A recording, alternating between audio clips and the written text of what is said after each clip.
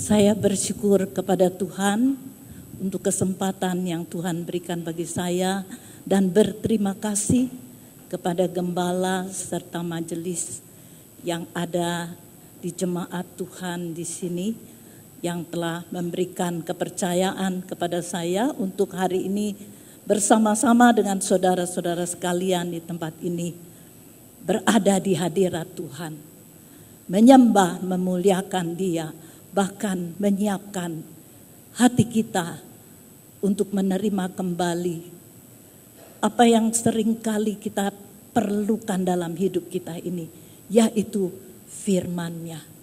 Dan karena itu sekali lagi terima kasih yang sebesar-besarnya, karena saya percaya hal yang seperti ini tidak terjadi setiap kali, tetapi ada kesempatan yang Tuhan berikan bagi kita sebagai umat milik-Nya untuk berada bersama-sama senantiasa dalam hadirat Tuhan, menikmati apa yang Tuhan siapkan bagi kita. Dan terutama dalam kesempatan petang hari ini, kita semuanya memiliki satu tema yang memang diberikan pada kesempatan-kesempatan kita di bulan Mei ini. Saya percaya kita juga sudah mengerti mengapa tema ini ada pada kita, karena kita menghadapi satu momen yang luar biasa,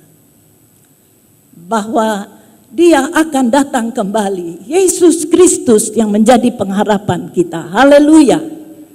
Kita percaya bahwa Dia sudah mempersiapkan semuanya, sehingga apa yang dipersiapkannya itu sekalipun waktunya tidak diberitahukan dengan tepat kepada kita.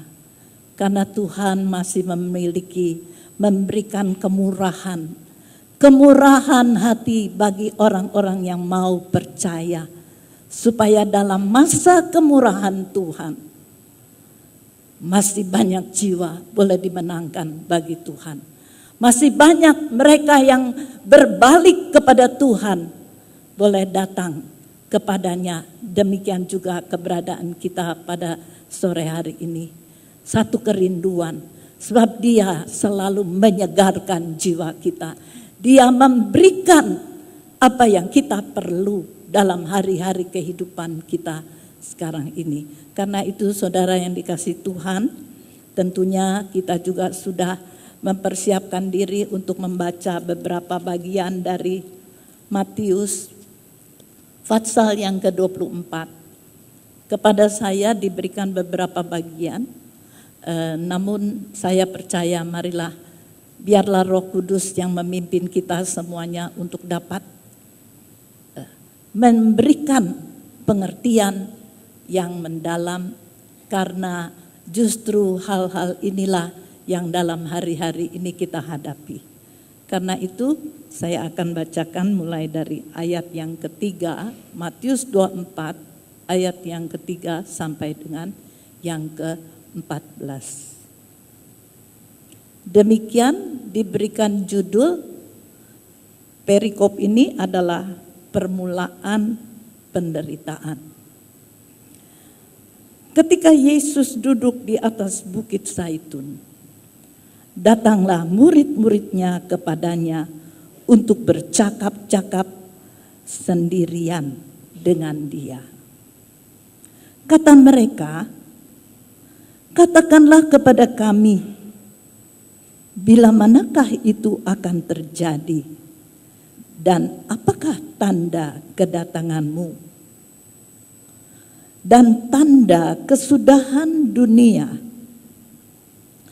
Jawab Yesus kepada mereka, "Waspadalah, supaya jangan ada orang yang menyesatkan kamu. Sebab banyak orang akan datang dengan memakai namaku dan berkata, 'Akulah Mesias,' dan mereka akan menyesatkan banyak orang. Kamu akan mendengar deru perang atau kabar-kabar tentang perang. Namun berawas-awaslah, jangan kamu gelisah, sebab semuanya itu harus terjadi, tetapi itu belum kesudahannya. Sebab bangsa akan bangkit melawan bangsa dan kerajaan melawan kerajaan. Akan ada kelaparan dan gempa bumi di berbagai tempat. Akan tetapi semuanya itu barulah permulaan penderitaan menjelang zaman baru. Pada waktu itu kamu akan diserahkan supaya disiksa, dan kamu akan dibunuh dan akan dibenci semua bangsa oleh karena namaku. Dan banyak orang akan murtad, dan mereka akan saling menyerahkan dan saling membenci. Banyak nabi palsu akan muncul dan menyesatkan banyak orang. Dan karena makin bertambahnya kedurhakaan, maka kasih kebanyakan orang akan menjadi dingin. Tetapi orang yang bertahan sampai pada kesudahannya akan selamat. Dan Injil kerajaan ini akan diberitakan di seluruh dunia menjadi kesaksian bagi semua bangsa. Sesudah itu barulah tiba kesudahannya. Demikian bagian pertama yang kita baca. Nanti kita masih akan lanjut dengan ayat 32 sampai dengan 36, 37 sampai 39. Namun bagian ini kita telah lihat dalam bacaan firman Tuhan ini adalah percakapan antara Yesus dengan murid-muridnya secara tersendiri. Sedangkan pada bagian lain dari firman Tuhan, kalau kita melihat dalam Lukas pasal 21, ada orang-orang Farisi yang juga bertanya kepada Tuhan tentang keadaan zaman ini. Tetapi mereka yang memohon tanda-tanda zaman itu diberitahukan kepada mereka, tidak mendapatkan jawaban Tuhan. Bahkan mereka hanya diberi tanda-tanda. Yesus menyatakan kepada mereka bahwa mereka hanya membutuhkan tanda-tanda Yunus. Dan kita semuanya tahu bahwa tanda-tanda itu adalah tanda-tanda pertobatan. Tetapi kepada murid-muridnya, sekalipun waktu yang tepat tidak disampaikan. Tetapi ada banyak pesan yang dinyatakan, yang diberitahukan, dan bahkan diingatkan dengan sungguh dengan adanya kata waspada. Ya, kalau kita lihat di sini tadi ada kata waspada, kemudian dikatakan lagi bahwa mereka harus berhati-hati, ya, dan mereka harus juga memperhatikan banyak hal yang dipesankan di sini. Kalau mungkin kita sekarang melihat sedikit satu demi satu, memang tanda-tanda kedatangan Tuhan itu sebenarnya tidak bisa kita pahami dalam waktu yang singkat.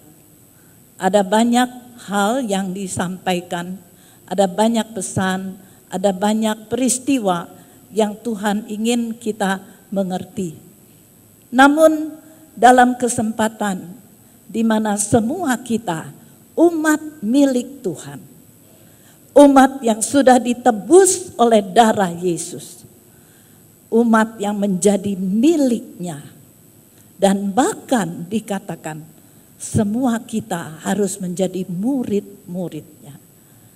Ketika hal ini kita pahami, maka dikatakan murid-murid akan menerima pengajaran.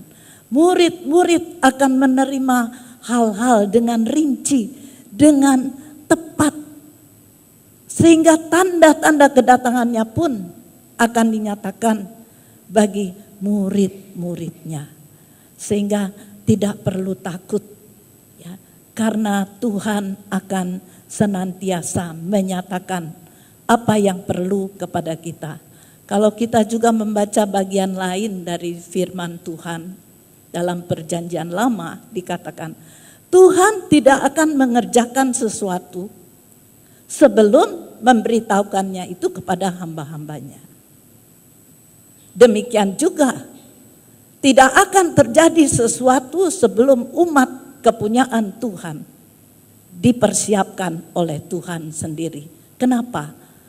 Karena kita bukan hanya sekedar murid, tetapi kita adalah milik Kristus dan kita adalah tubuh Kristus. Kristus adalah kepala gereja, sedangkan jemaat gereja Tuhan adalah tubuhnya. Tidak mungkin hubungan antara kepala dengan tubuh itu terpisah. Tetapi itu dapat terpisah kalau kita memisahkan diri.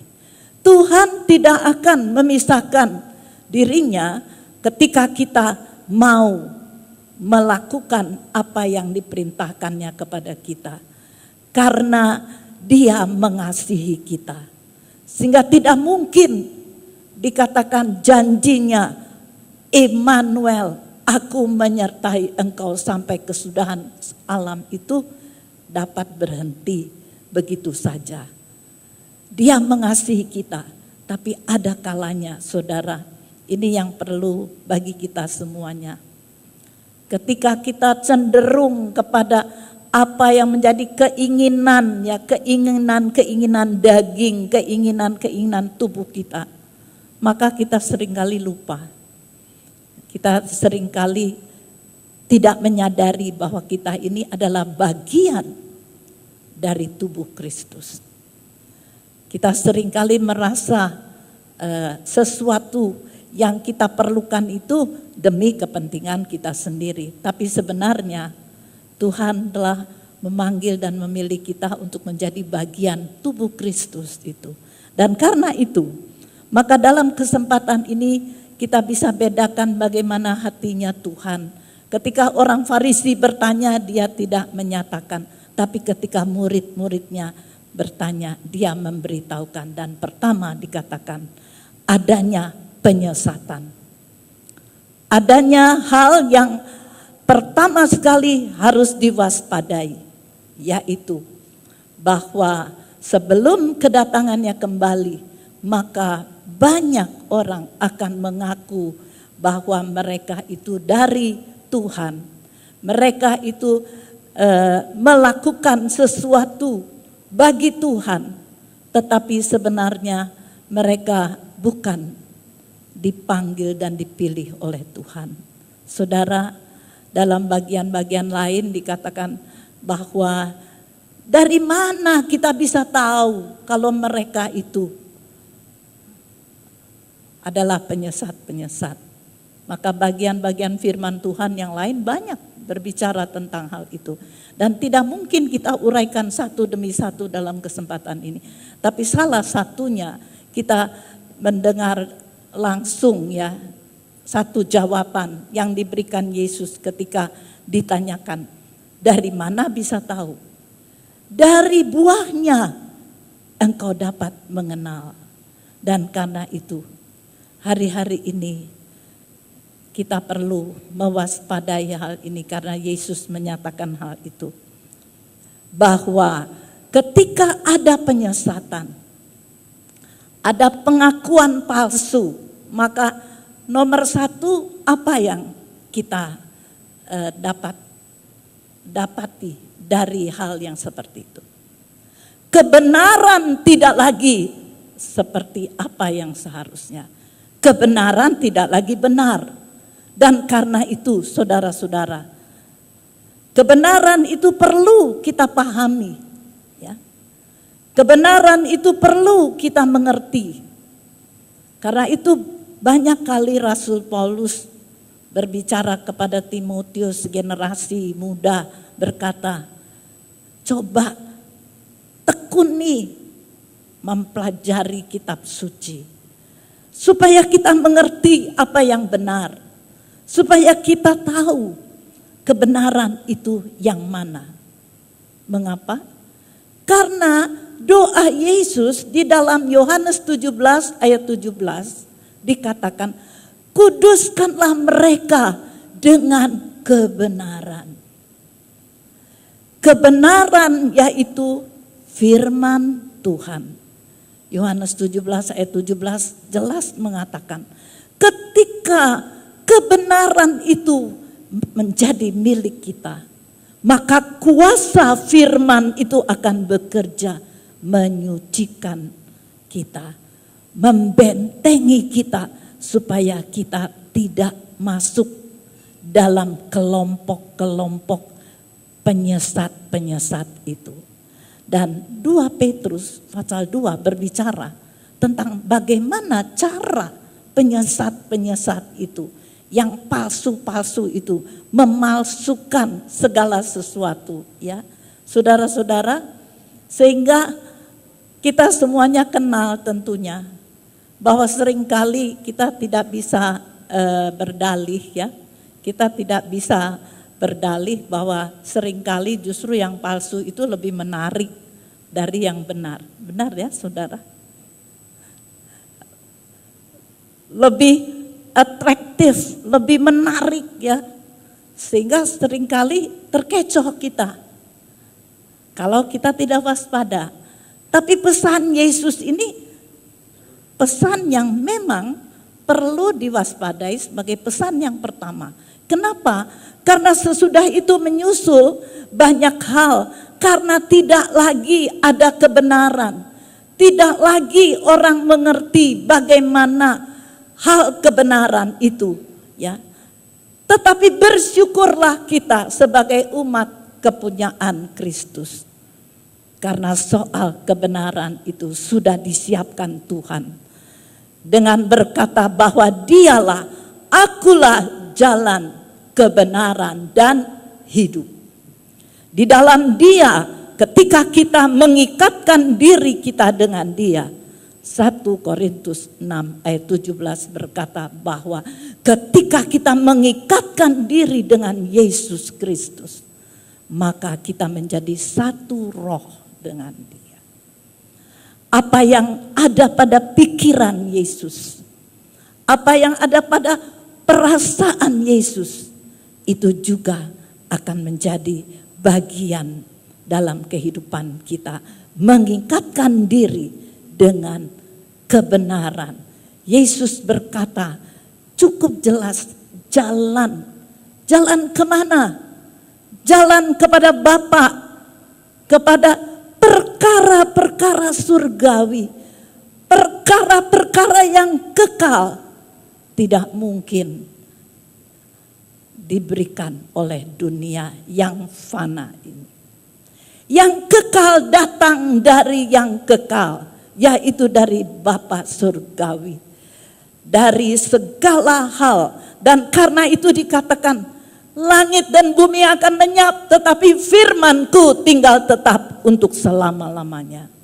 Jadi saudara-saudara, kebenaran itu pertama adalah Yesus, dan yang kedua dikatakan firman. Yang menyucikan, yang mengkuduskan kehidupan orang-orang yang mengikatkan dirinya kepada Kristus. Jadi bukan hanya percaya saudara, mengikatkan diri. Dalam proses mengikatkan diri dikatakan kita menjadi serupa dengan Dia. Mengambil bagian dalam kehidupan Yesus. Sebagaimana dikatakan juga oleh Rasul Paulus. Yang ku kehendaki adalah mengenal kuasa kebangkitan dan dikatakan penderitaan Kristus. Yang ku kehendaki, ya. Dia begitu faham ya, bahwa hidup yang dijalaninya itu akan menjadi sangat berarti kalau dikatakan dia boleh mengenal hal itu. Begitu juga dengan kita, sama hari-hari sebelum kedatangan Yesus, maka saudara lihat begitu banyak pemalsuan. Ya, di mana-mana dipalsukan. Hal yang fana juga yang hari-hari menjadi kebutuhan kita banyak yang palsu. Karena itu satu tanda. Dan herannya bisa diketemukan yang palsu itu disiarkan. Bahkan hari-hari ini kita mendengar berita tentang pemalsuan banyak yang dipalsukan, saudara-saudara. Banyak yang mengaku-ngaku juga dalam jabatan-jabatan palsu, dalam hal-hal itu semua dinyatakan, saudara. Bukan untuk dunia sehingga mereka bisa membentuk tim ya untuk menanggulangi kejahatan pemalsuan. Ya, misalnya obat-obatan dan sebagainya, semuanya, segala sesuatu. Bukan untuk mereka, pemerintah bisa membentuk tim untuk memberantas pemalsuan. Saudara-saudara, kejahatan itu tidak dapat ditanggulangi oleh siapapun juga. Sebab kejahatan itu yang berasal dari penguasa dunia ini, dia akan berhadapan dengan Yesus yang akan datang kembali untuk menyelesaikan semuanya. Haleluya. Dan karena itu saudara-saudara, baru satu topik ya di sini tentang karena kebenaran sudah diputarbalikkan, karena kebenaran sukar lagi ditemukan. Karena kebenaran itu hanya menjadi milik umat kepunyaan Tuhan. Ya, karena Yesus adalah kebenaran, Firman adalah kebenaran, dan Roh kebenaran. Itu diberikan khusus bagi gereja Tuhan. Haleluya. Saudara, kita bersyukur sebab Roh itu hari-hari ini tinggal dalam setiap pribadi milik Kristus. Roh Tuhan, Roh Kudus tinggal dalam setiap kita yang menerimanya dalam hidup kita. Mengurapi kita, bahkan dikatakan menaungi kita seperti halnya Maria ketika dia berkata, mana mungkin saya mengandung dan melahirkan anak. Maka dikatakan Roh Kudus akan turun atasmu dan menaungi engkau. Menaungi, membungkus ya, saudara-saudara, dibungkus. Roh Kudus membungkus sehingga tidak ada kuasa lain dapat membatalkan apa yang Tuhan sudah siapkan bagi semua milik kepunyaannya. Dan karena itu kebenaran dikatakan memberikan dampak. Kalau saudara kita semuanya ingat Yesaya pasal yang ke-32 ayat yang ke-17 berkata, di mana ada kebenaran, maka di situ ada damai sejahtera. Dan akibat kebenaran adalah ketenangan dan ketentraman selama-lamanya. Bagian kedua berkata perang. Mungkinkah ada damai di situ? Saudara-saudara, manusia berusaha mendamaikan, ceasefire, ya, didamaikan supaya ada waktu menenangkan, tapi tidak mungkin. Balik lagi, perang lagi. Nah, saudara nanti dalam bacaan ayat 32 sampai 36 yang berbicara tentang pohon ara yang bertunas itu, berbicara tentang bangsa Israel dalam kemerdekaan mereka, ya. Dalam kemerdekaan yang diberikan kepada mereka 14 Mei 1948 jam 00 diberitahukan, paginya jam 6 pagi tanggal 15 mereka sudah diserang oleh persekutuan negara-negara Arab di situ. Jadi saudara lihat, dapatkah kebenaran selalu ditegakkan? Hal ini perlu menjadi pengertian kita sebagai gereja Tuhan. Ketika kebenaran ditegakkan, maka akan diserang oleh yang tidak benar. Itu sebabnya tidak ada damai sejahtera, sebab orang menyisihkan kebenaran. Kebenaran adalah firman. Orang mengabaikan firman Tuhan. Orang menganggap, Tuhan, untuk apa? Tuhan itu urusan lain. Sekarang adalah urusan kekuasaan. Siapa berkuasa di dunia ini? Siapa yang paling hebat di dunia ini? Siapa yang dapat menguasai seluruh jagat raya? Saudara-saudara, perang. Bahkan bangsa bangkit melawan bangsa. Suku bangsa melawan suku bangsa. Kenapa? Enggak ada damai. Berbahagialah kita, umat milik Tuhan, karena Wahyu pasal 6 berbicara tentang kuda merah yang dilepaskan. Dia akan mengambil damai sejahtera dari bumi. Damai sejahtera akan lenyap, karena damai sejahtera hanya ada di dalam Yesus Kristus saja. Ingatkah kita ketika Yesus berkata, damai sejahteraku kuberikan kepadamu. Bukan damai sejahtera dari dunia ini, tetapi damai sejahteraku sendiri kuberikan kepadamu. Jadi saudara, pertahankan Yesus di dalam kita, kebenaran dan damai sejahtera.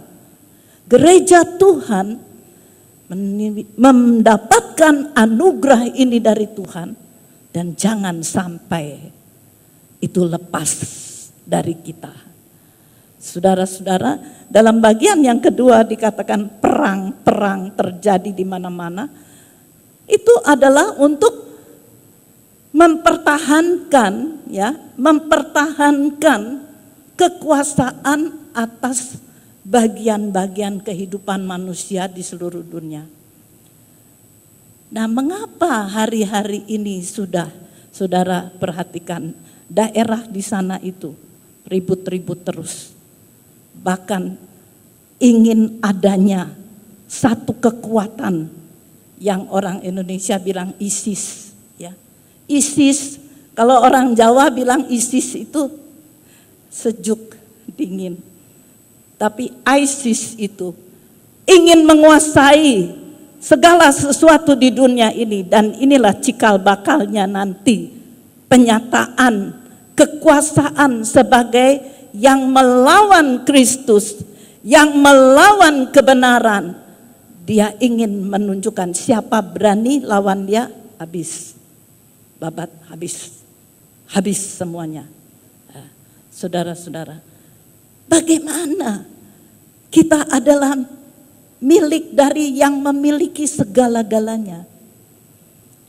Itu sebabnya saudara, ketika kita ada di hadapan Tuhan, ketika hari ini kita mendengar suara Tuhan, suaranya menyegarkan, suaranya memberikan damai di dalam hidup kita.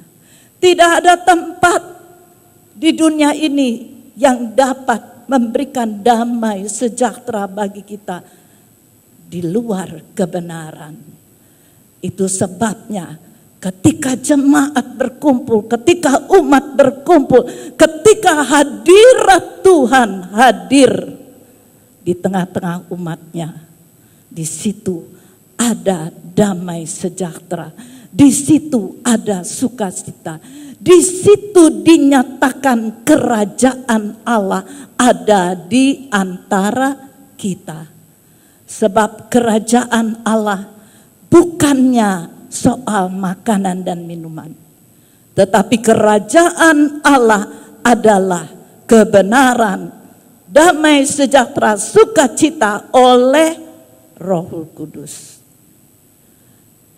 Bagaimana dengan jemaat Tuhan? Nah, Yesus berkata, kalau boleh kita berdamai satu dengan yang lain, supaya kita bisa saling mengasihi. Maka itu modelnya nanti sebagai satu kesaksian kepada dunia. Keadaan di luar Kristus itu tidak ada damai, yang ada perang. Dan akibat dari perang itu dikatakan akan ada kelaparan. Saudara-saudara, dengan istilah kelaparan ini kita bisa mendapatkan dua pengertian secara lahiriah dan rohani. Karena Tuhan telah menyatakan kepada kita bahwa hal itu akan terjadi. Dan itu harus terjadi supaya menunjukkan bahwa waktunya sudah dekat. Dan kalau kita perhatikan tentang kelaparan, apa yang sebenarnya sedang terjadi? Saudara-saudara, saya coba untuk melihat ya dalam gerak cepat saja dari kelaparan itu. Maka yang pertama kita lihat karena lapar, kurang gizi. Karena kekurangan makanan, karena kekurangan bahan untuk pertumbuhan daripada tubuh kita, maka banyak kurang gizi. Saudara lihat bagaimana usaha manusia mengatasi hal itu, apalagi di negeri kita ini. Walaupun tidak diumumkan Indonesia itu kelaparan, ya, tapi kita lihat adanya banyak hal yang kurang sehingga merupakan generasi-generasi yang memang juga terkena dengan dampak ini. Dan kalau kita perhatikan lagi, bukan hanya itu saja, tetapi hari-hari ini orang bisa jadi lapar karena harga-harga kebutuhan hidup naik.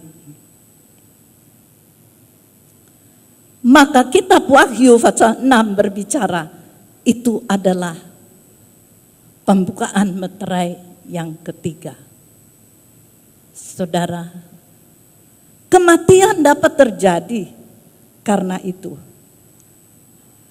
Tetapi ada lagi yang dikatakan warna hijau, kuning, pucat.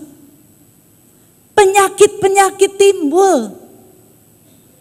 Tidak hanya kurang gizi, tetapi penyakit-penyakit timbul.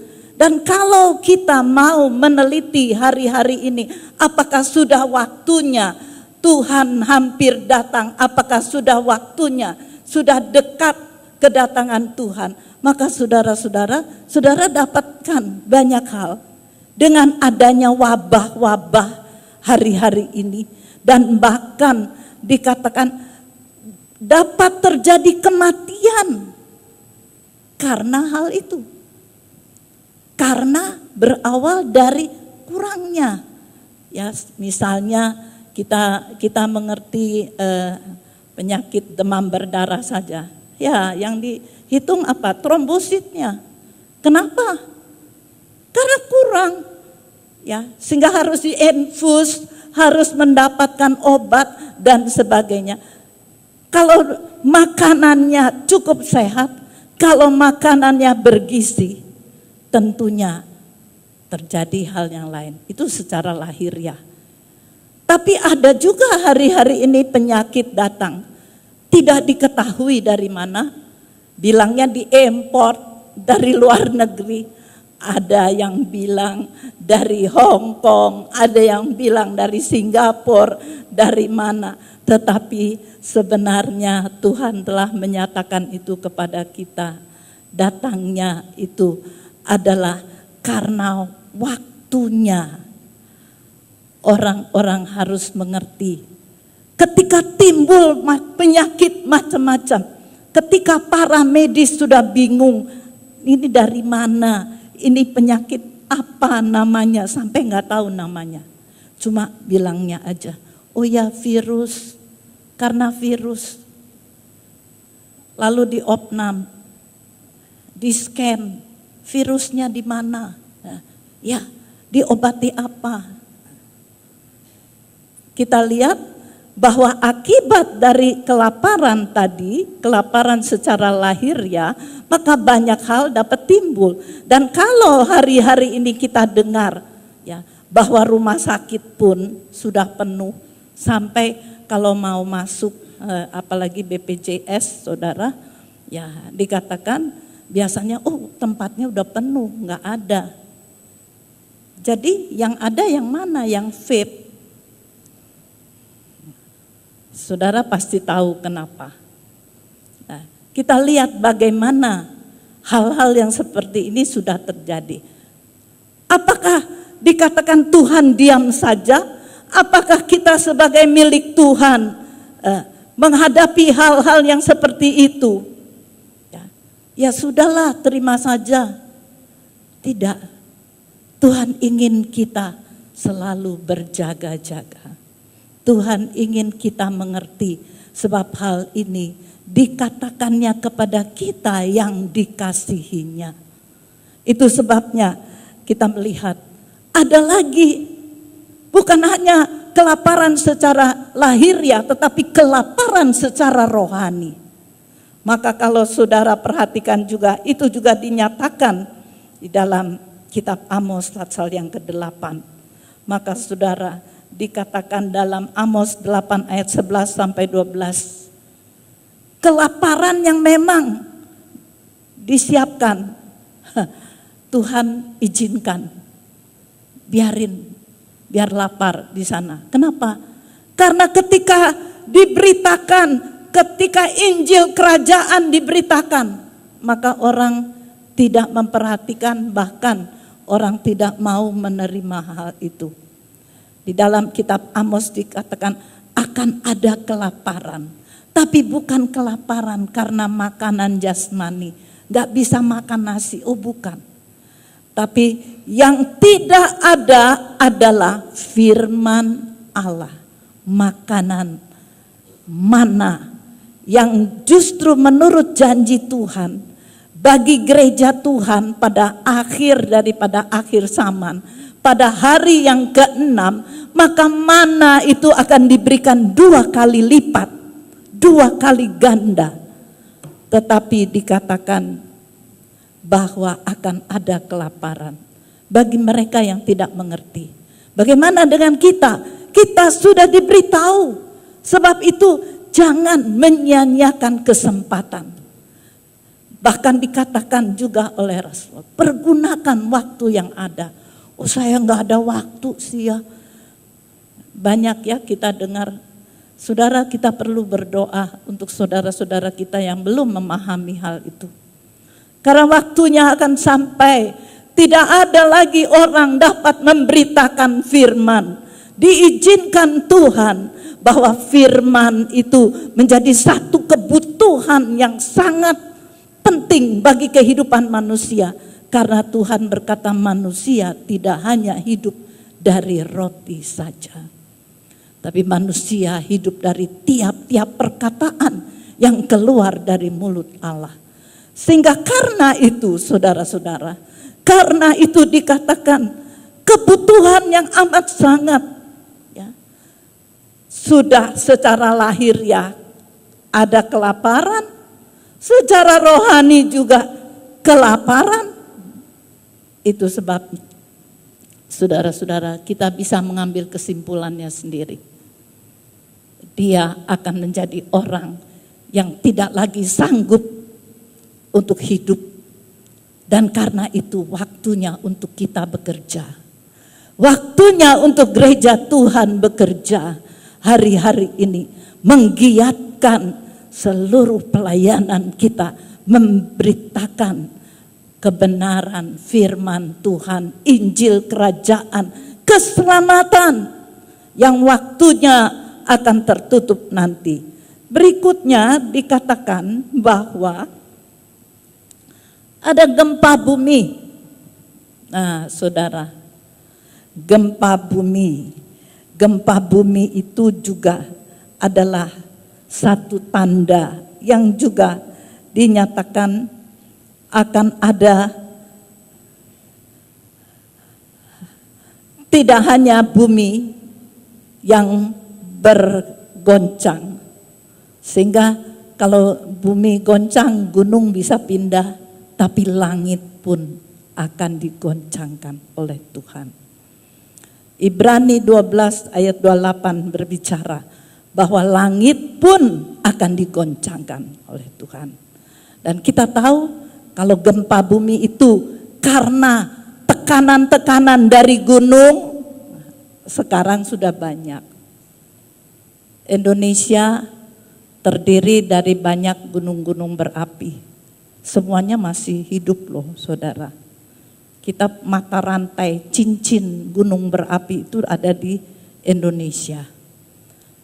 Saya dengar di Sinabung sana, saudara, ada banyak orang-orang yang berkata seperti ini. Mereka sudah tinggalkan, ya, selama beberapa waktu ini, mungkin sudah sekitar 2 tahun berjalan, 3 tahun, meninggalkan tanah di mana mereka biasanya berladang. Tetapi baru mereka kembali meletus lagi. Baru mereka ini. Sehingga dikatakan di sana banyak orang yang putus asa. Yang berkata seperti ini. Katanya ada Tuhan. Mana Tuhannya? Mana Tuhan? Kalau Tuhan ada, Sinabung pasti tidak bekerja bolak-balik. Tapi saudara-saudara, sebenarnya bagi kita, kalau kita perhatikan kebenaran firman Tuhan, adanya hal ini adalah peringatan bagi kita supaya kita hidup seperti apa yang ditetapkan Tuhan. Kita hidup seperti Tuhan mau hidup kita itu dikuduskan oleh kebenaran, oleh firman Tuhan. Sehingga kita layak menjadi milik Tuhan untuk selama-lamanya. Kalau diperhatikan, balik mereka beribadah kepada Tuhan, mereka justru mencaci maki Tuhan. Mereka juga justru berkata, mana Tuhan? Tuhan gak nolong kita. Justru Tuhan mau mereka berbalik, supaya mereka bertobat, supaya pekerjaan yang mereka lakukan itu Tuhan bisa berikan yang sesuai dengan apa yang diinginkan. Ya, ada banyak penyembahan, ya saudara, ada juga perbuatan-perbuatan tidak benar, ya, perselingkuhan, kehidupan rumah tangga yang tidak sesuai dengan kehendak Tuhan. Tuhan berikan peringatan itu supaya bertobat. Disitulah Tuhannya. Di situ dia menyatakan kuasanya. Jadi kalau mau bercanda, ya saudara-saudara, sama mereka yang mengejek Tuhan, Tuhan dilawan. Mana bisa? Baru mau ini sudah jadi lagi. Baru mau mengerjakan sesuatu jadi lagi. Ya. Itu sebabnya kita dari sini terus menopang mereka, mendoakan dan membagi-bagi segala kebutuhan. Tapi kalau mereka juga tidak menyadari bahwa ada suara Tuhan, bahwa sesuatu yang dinyatakan supaya kehidupan mereka itu dikuduskan bagi Tuhan. Saudara-saudara, seringkali Tuhan datang dalam bentuk menakutkan, supaya kita bertobat, supaya kita berbalik kepada Tuhan. Dan itu sebabnya dikatakan gempa bumi bisa menyebabkan ya gunung-gunung, tapi bisa juga laut bergerak, sehingga nggak heran kita diberi juga pengertian tentang tsunami. Ya. Begitu dahsyat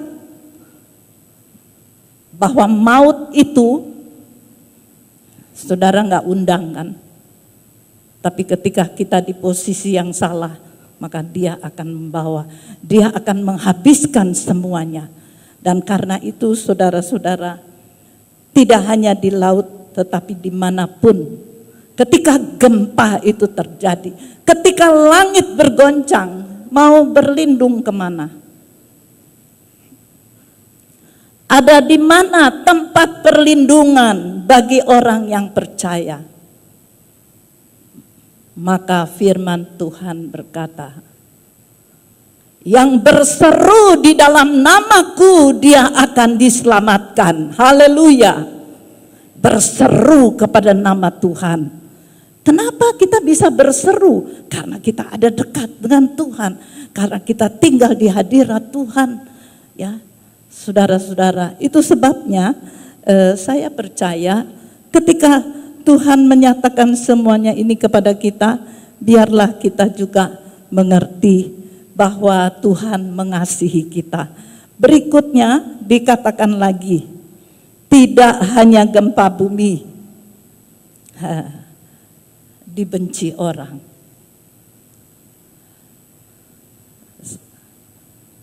Tapi dikatakan dalam Kisah Rasul bahwa jemaat Tuhan itu semakin hari semakin dikasihi banyak orang. Kenapa? Ada banyak hal yang dikatakan datang dari orang-orang yang hatinya seperti hatinya Kristus. Dibenci karena kebenaran. Tapi Yesus sendiri mengatakan, kalau dia dibenci, gak heran kalau kita juga dibenci. Kenapa? Karena mereka tidak bisa menerima kebenaran dan kekudusan itu. Mereka hidup dengan cara-cara dikatakan seperti zaman Lut, seperti zaman Nuh. Ya, zaman Nuh dulu, baru zaman Lot dikatakan. Mereka pesta dalam dosa. Mereka melakukan perbuatan-perbuatan yang menyimpang dan bahkan tidak berkenan kepada Tuhan. Itu sebabnya ketika seseorang mempertahankan kebenaran, saudara, coba aja ya sekarang pemuda remaja, kalau lagi diajak-ajak, dong, gini dong, gitu dong. Saya nggak bisa, saya harus beribadah kepada Tuhan. Terus ngomongnya apa tuh? Nggak gaul dasar. Coba nggak gaul katanya. Nggak gaul kamu. Ayo dong, sekarang kita zaman merdeka, semuanya merdeka. Kehidupan juga merdeka dalam hal seksual. Betul atau tidak? Mereka yang tidak mempunyai firman, yang tidak mengerti kebenaran, mereka pikir, iya ya kalau gaul sih ya jadi begitu. Tapi saudara lihat, setiap hari-hari ini diberitakan tentang penyimpangan-penyimpangan sehingga pemerintah pusing apa ya hukumannya ya. Sudah ditetapkan hukumannya juga terus ada perlawanan. Masih gak bisa kalau dibuat seperti itu, dia akan menjadi semakin gawat katanya. Istilahnya saudara, ya mimbar ini suci, tetapi kita pun perlu mengerti bahwa dunia ini membahayakan, ya. Bahwa katanya, loh kalau dia dikebiri, dia nggak pakai nggak pakai lagi cara manusia seperti itu. Dia pakai alat lebih ganas lagi kerjanya. Waduh saudara, kita lihat sulit buat manusia menentukan. Tapi firman Tuhan sudah berkata bahwa di sini dikatakan tidak disukai akan dibenci. Kenapa? Karena kebenaran, karena kekudusan. Karena sesuatu yang tidak benar, karena tidak sesuai dengan firman Tuhan. Kalau kita bertahan, maka janji Tuhan di sini, siapa yang bertahan dalam kebenaran, dia diselamatkan. Tapi kalau nggak tahan gimana? Anak-anak muda, kalau nggak tahan, nggak punya teman, nggak gaul tuh katanya. Saudara-saudara, repot juga ya orang tua. Tapi saya rasa ada Roh Kudus yang selalu mau menolong kita karena dia adalah penolong kita. Dan karena itu dikatakan, saudara-saudara, dibenci dan kemudian ada yang murtad. Murtad tidak lagi menerima Yesus sebagai juru selamat dan Tuhannya ditinggalkan. Murtad karena pengajaran-pengajaran yang hari-hari ini datang menyesatkan. Sehingga timbul keraguan-raguan. Murtad juga karena tergoda oleh kenikmatan kesenangan duniawi hari-hari ini. Bahkan iklan-iklan manjakan dirimu dengan banyak hal yang dipersembahkan oleh dunia ini. Kenyamanan, kenikmatan, ya nyaman, nikmat itu kelihatannya beda tipis, tapi sebenarnya enggak, saudara. Kok nyaman bisa dirasakan rame-rame. Nyaman ya, di sini kita sejuk. Nikmat itu sendiri yang merasakan. Kalau nyaman masih rame-rame, tapi kalau nikmat, wah, dinikmati. Kenapa? Karena orang akan mementingkan diri sendiri. Zaman yang sukar telah disampaikan kepada kita. 2 Timotius 3 ayat 1 sampai 5 dan seterusnya. Kita membaca, bagi kita semua itu Tuhan sudah jelaskan. Bagi kita semua itu Tuhan ingatkan. Tergoda oleh kehidupan duniawi yang semakin menarik sehingga dikatakan hedonisme itu wah paling disuka sekarang, saudara-saudara.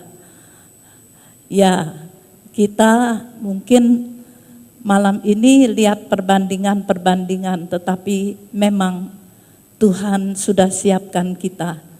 Bukannya segala kenikmatan, segala yang dikatakan ada, ya. Kalau kita baca di dalam Mazmur 23 ayat yang ke-6, bagian akhir,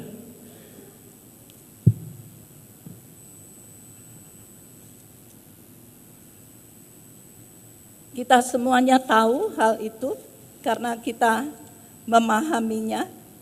Dia gembala kita yang baik, kita tidak kekurangan, dan bahkan segala sesuatu disertai olehnya.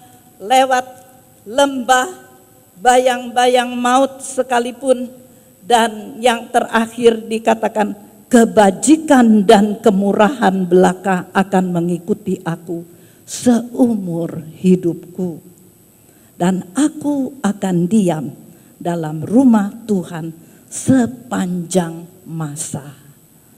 Saudara-saudara, apa yang ditawarkan dalam kehidupan dunia kita ini, janganlah itu berdampak bagi kita, tetapi kita harus jadi dampak bagi dunia ini. Saya seringkali dengar ya, banyak kali kita merindukan supaya berdampak, supaya memberikan pengaruh Karena kita adalah garam dan terang bagi dunia ini. Tapi bagaimana kita dapat menjadi garam dan terang dalam dunia ini ketika kebenaran tidak ada? Maka bagaimana kita dapat bertahan menghadapi apa yang palsu? Saudara, satu yang benar, yang palsu 10. Itu masih sedikit, ya. Tapi kalau yang palsu semua, saudara sendiri seperti Elia, ya, yang menghadapi nabi-nabi palsu, dikatakan dia datang sesuai dengan apa yang diberikan oleh Tuhan, kuasa untuk dikatakan membasmi yang palsu. Tetapi ketika dia menang atas hal itu, ketika Tuhan buktikan bahwa Tuhan ada di pihaknya, maka pada saat dia mendengar suara yang berkata, seperti itu besok kamu juga akan mengalaminya. Maka saudara lihat sesuatu yang menegangkan, sampai dia pun berkata, oh kalau gitu, supaya saya tidak mengalami hal itu, saya mati saja duluan ya. Tuhan, ambil saja nyawaku. Tuhan katakan tidak. Tuhan katakan bertahan, makan, minum, dan berjalanlah, perjalananmu masih panjang. Hari ini saudara, Tuhan katakan kepada kita juga, makan, minum. Apa maknanya? Makanlah supaya kebenaran, firman itu menjadi milik kita. Minumlah supaya Roh Kudus itu memenuhi kehidupan kita dan berkarya di dalam kita, menaungi kita, menutupi kita, seperti dikatakan oleh malaikat kepada Maria. Gereja Tuhan, Maria dapat melaksanakan apa yang menjadi kehendak Tuhan. Kenapa? Roh Kudus akan turun atasmu dan menaungi engkau. Izinkan firman dan Roh Kudus bekerja di dalam hidupmu, maka dia akan memimpin kita untuk dapat bertahan, ya. Kenapa? Karena ada kegerakan besar dalam gereja Tuhan. Dikatakan ada tanda-tanda yang di dunia tadi, tetapi kita juga mendapat tanda-tanda dalam gereja bahwa Tuhan melimpahkan firman kebenaran itu sebagaimana yang 2 kali lipat, dan dikatakan juga Roh Kudus yang dikatakan juga seperti hujan musim semi, hujan yang turun 2 kali lipat. Roh Kudus juga akan diberikan 2 kali lipat. Kenapa? Karena Tuhan ingin mencapai apa yang sudah dipersiapkannya, yaitu umat gereja Tuhan masuk di dalam kesempurnaannya. Haleluya.